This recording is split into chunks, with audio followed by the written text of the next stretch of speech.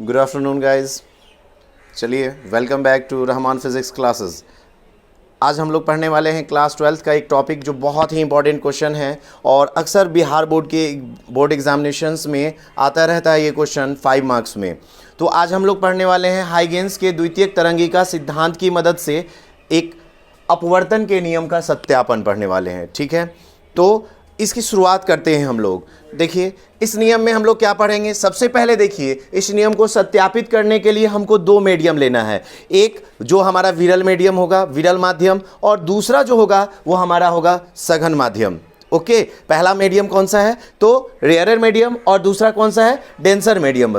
ठीक है, तो देखिए इस मीडियम में हम लोग किस चीज के बारे में सबसे पहले मान लेते हैं कि माना एक्स वाई, यहां पे ध्यान दीजिए ये एक्स वाई क्या है।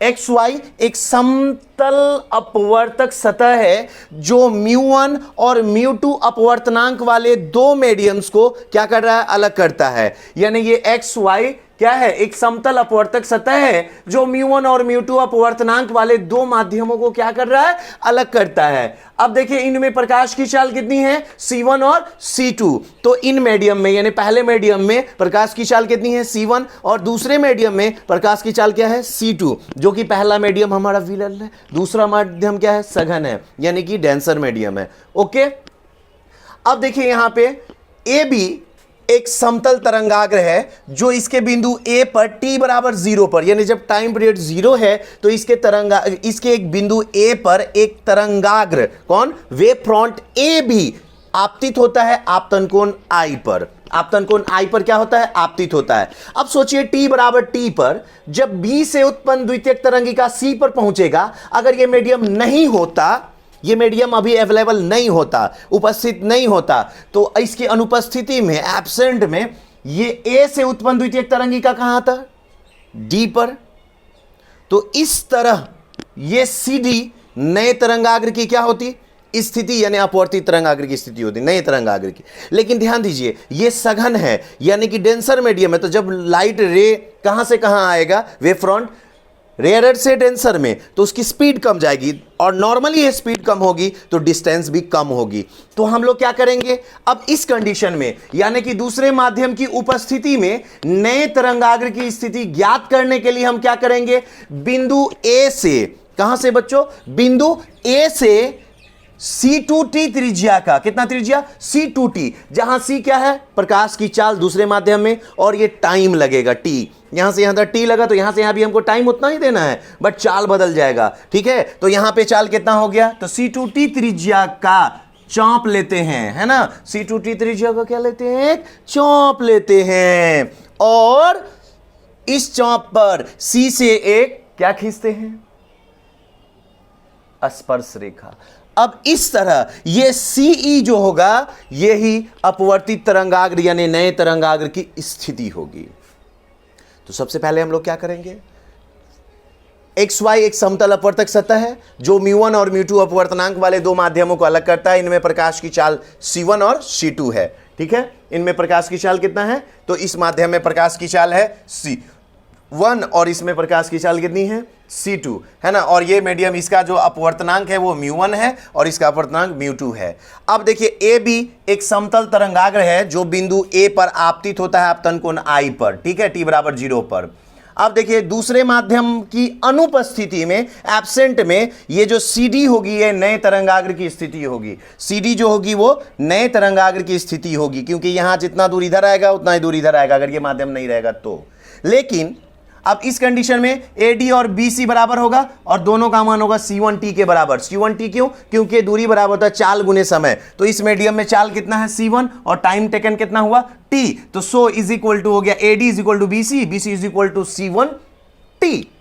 नाउ अब मान लीजिए ये मीडियम है, एक्चुअली में ये मीडियम है, तो दूसरे माध्यम की उपस्थिति में नए तरंगाग्र की स्थिति को ज्ञात करने के लिए A से C2t त्रिज्या का, यानी कि C1t से थोड़ा कम त्रिज्या का क्या लेंगे, चौंप लेंगे, और इस पर C से C स्पर्श रेखा खींचेंगे। अब यही CE जो होगा ये अपवर्तित तरंगाग्र की क्या होगी, स्थिति होगी।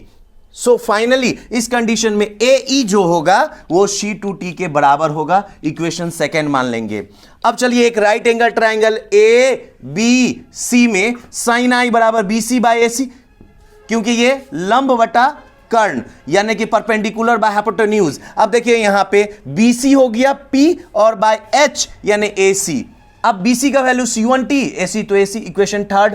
अब देखिए इस ट्राइंगल में देखिए AEC में, तो AEC में साइन R, R के सामने वाला क्या होगा P और ये हो गया H, AC। तो अब देखिए AE का मान C2T बाई AC, तो इक्वेशन थर्ड में हम लोग डिवाइड देने वाले हैं इक्वेशन 4 से, यानी साइन आई LHS में LHS से और RHS में RHS से डिवाइड देना है। ठीक है, LHS पार्ट में LHS से, RHS पार्ट में RHS से डिवाइड देना है। अब देखिए sine i by sine r is equal to, अब देखिए साइन आई का वैल्यू कितना है, तो C1T by AC into sine r, r तो बटा से सटा में जाएगा, तो देखिए अंश हर बन जाएगा, हर अंश बन जाएगा, यानी AC ऊपर C2T नीचे, T से T कैंसिल, AC से AC कैंसिल, बचा क्या C1 बाई C2। अब ये C1 यहां सटा में इधर है तो बटा में, ये साइन आर सटा में इधर, बटा में इधर गया तो सटा में, तो sign R into 1 by C2। अब देखिए मैंने C से दोनों तरफ मल्टीपल कर दिया है ना, C by C1, C by C2। अब देखिए ये C क्या है, निर्वात में प्रकाश की चाल, C1 क्या है, पहले माध्यम में प्रकाश की चाल, तो निर्वात में प्रकाश की चाल, पहले माध्यम में प्रकाश की चाल को क्या कहेंगे, पहले माध्यम का अपवर्तनांक, निरपेक्ष अपवर्तनांक, किस सापेक्ष, निरपेक्ष। अब देखिए यहाँ पे उसके बाद निर्वात में प्रकाश की चाल और दूसरे माध्यम में प्रकाश की चाल को क्या कहेंगे, दूसरे माध्यम का अपवर्तनांक कहेंगे। क्लियर, तो sine I into μ1 is equal to sine R into μ2। So इसलिए हम लोग कह सकते हैं μ1 sine I is equal to μ2 sine R. This is called refraction, यानी कि रिफ्रैक्शन का क्या हो गया, यहाँ पे लॉ प्रूफ हो गया। लॉज ऑफ रिफ्रैक्शन इसको कहते हैं, लॉज ऑफ रिफ्रैक्शन। तो यहां पे क्या प्रूफ हो गया, μ1 sine I is equal to μ2 sine R. It is also called Snell's law, इसको हम लोग स्नेल्स लॉ भी कहते हैं।